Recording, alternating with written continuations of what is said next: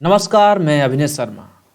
जैसा कि हम देखते हैं कि जब जब बोर्ड एग्जाम आते हैं तो लोग पास होने के लिए क्या क्या नहीं करते हैं, अच्छे नंबर लाने के लिए क्या क्या नहीं करते हैं। लोग व्रत रहते हैं, पूजा पाठ करते हैं और जब भी एग्जाम देने जाते हैं तो घर वालों के सारे लोगों के पैर छू के, मंदिरों में घूमकर, तिलक लगाकर हर कर्मकांड, हर पाखंड करके जाते हैं।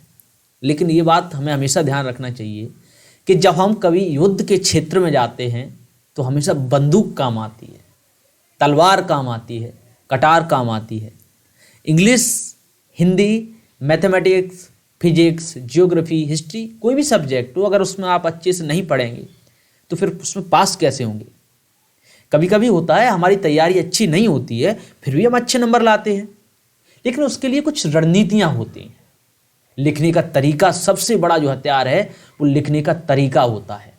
आप जो कॉपी में लिखते हैं वो ऐसा लिखा होना चाहिए कि अगर आप गलत भी लिखते हैं या घुमा फिरा के भी लिखते हैं तो जो चेक करने वाला बंदा है वो पकड़ ना पाए, पता ही नहीं चले उसे कि इसने लिखा क्या, उसका दिमाग पूरी तरह से हाईजैक हो जाए। एक चीज़ और होती है कि जब हम एग्जाम के अंदर लिखने बैठते हैं तो कभी कभी हमें जैसे किसी टॉपिक पर जानकारी नहीं होती या जो क्वेश्चन का हमें किसी का आंसर नहीं आता है, लेकिन अगर उससे रिलेटेड आपने कहीं सुन रखा है, कोई क्लासमेट को बात करते हुए, किसी टीचर को क्लास में बोलते हुए, और आपको उस समय याद आ जाता है कि इस टॉपिक में ये बोला गया था, तो आप उसमें झिझकिए मत। अरे भाई लिखो, जो भी आपको आता है उसके बारे में लिखो।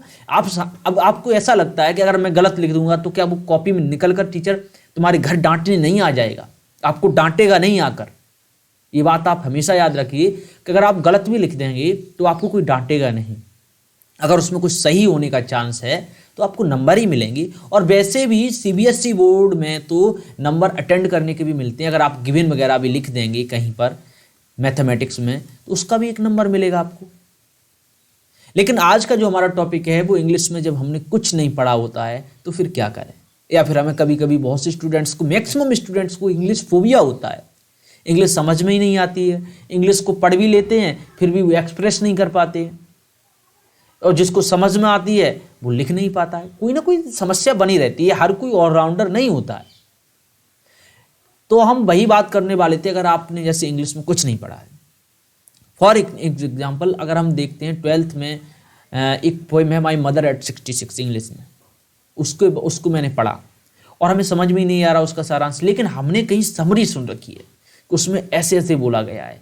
उसमें अपनी माँ के बारे में कमला दास है ना, हाँ कमला दास ही होंगी, कमला दास ने कुछ बोल रखा है, उसमें अपनी माँ की वृद्ध होने की बात करी गई है। तो आप तुरंत उस क्वेश्चन को, मतलब क्वेश्चन का आंसर याद करिए, हल्का सा जो भी याद आए उसमें लिख दीजिए।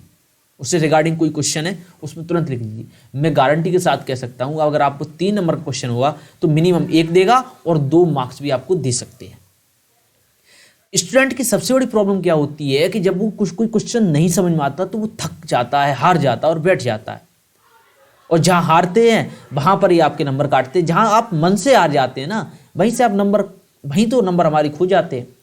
आप ये सोचिए कि हम हार नहीं मानेंगे, हम कोई दिक्कत नहीं, जो भी आ रहा है उसको हम लिखेंगे और आप लिख दीजिए, पक्का उसमें उत्तर मिलेगा। उसका जो रिस्पॉन्स होगा टीचर का अच्छा होगा, आपको नंबर मिलेगा। और ही मैं ये इंग्लिश की बात नहीं करता हूँ, हिंदी वगैरह सब की मेरा खुद का ये पर्सनल एक्सपीरियंस है।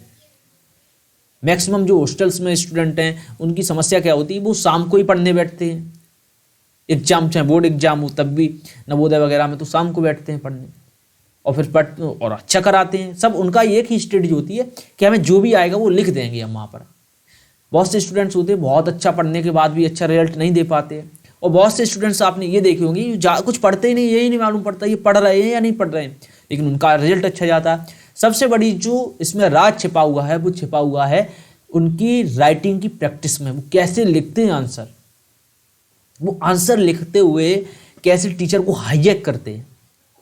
मैं मानता हूं कि आपको लिखने का तरीका अच्छा नहीं आता, हाईजैक नहीं कर पाते आप टीचर को, कोई बात नहीं आता, कोई प्रॉब्लम वाली बात नहीं। बट आप क्या करेंगे, आपको उसका जो भी क्वेश्चन दिया हुआ है इंग्लिश के कोई भी चैप्टर का जो भी क्वेश्चन दिया हुआ है उसके रिगार्डिंग कुछ ना कुछ जरूर लिखिएगा, चाहे वो बेशक ऐसे हो। ऐसे मान लीजिए आ गया पॉल्यूशन पर संबंधित आ गया, आपके लिए पॉल्यूशन से संबंधित ऐसे आ गया, तो आप इतना तो जानते हो प्रदूषण में क्या क्या होता है। अरे भाई कुछ नहीं तो चिमनी के बारे में लिखिए। बहुत से लोग पराली वगैरह जला देते हैं, क्रॉप बर्न वगैरह, ऐसा कुछ सब मतलब ऐसा उल्टा सीधा डालते रहिए, लिखते रहिए। धुआं छूटता है, प्लास्टिक जलाते हैं, इसके बारे में हल्की सी चर्चा उसमें करते रहिए लगातार। इंग्लिश में जैसा भी आप बन सकता है करिए। 5 नंबर का है, आपको 3 नंबर जरूर दे के जाएगा वो बंदा। एक एक बूंद से घड़ा भरता है। जब एक एक नंबर आप ऐसे जुटाते हैं, वही नंबर अच्छा आपको अच्छा स्कोर दे जाता है। जो 60-65% से ऊपर आपके मार्क्स चले जाते हैं, अच्छा स्कोर हो जाता है प्रैक्टिकल के मिला के। जो 20 नंबर आपके दिए जाते हैं, फिर जो आपकी मैडम देती हैं या सर देते हैं, जो भी स्कूल में मिलते हैं, वो सब मिला के 65% से ऊपर जो इंग्लिश में जाता है, आपका स्कोर अपने आप चला जाता है। ये जो आइडिया है मात्र इंग्लिश के लिए मतलब वैलिड नहीं है, ये हर सब्जेक्ट के लिए, लैंग्वेज का लिए खासकर। हिंदी भी आपकी है, बहुत से स्टूडेंट्स की अच्छी इंग्लिश है बट हिंदी खराब है, तो उनको क्या है, हिंदी में जो भी आपको आ रहा है वो लिख दीजिए।